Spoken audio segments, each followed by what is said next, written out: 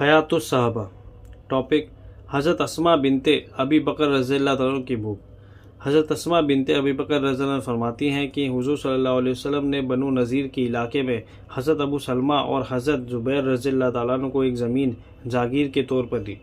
ایک بار میں اس زمین میں تھی اور میرے خاوند حضرت زبیر رضی اللہ تعالیٰ عنہ حضور صلی اللہ علیہ وسلم کے ساتھ سفر میں گئے ہوئے تھے۔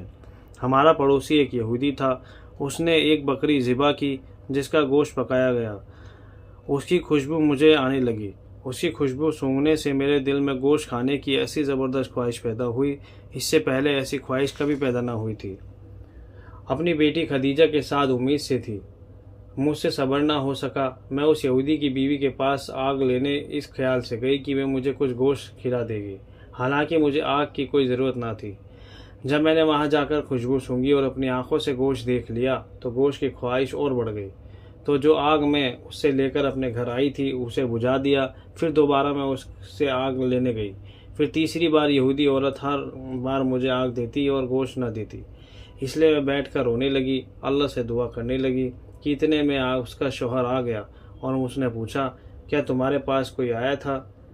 اس کی بیوی نے کہا، ہاں، یہ عربی عورت آگ لینے آئی تھی۔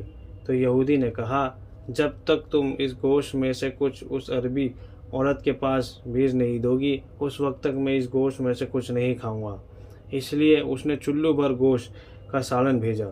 تو اس وقت زمین پر اس سے زیادہ پسندیدہ کھانا میرے لیے کوئی اور نہ تھا۔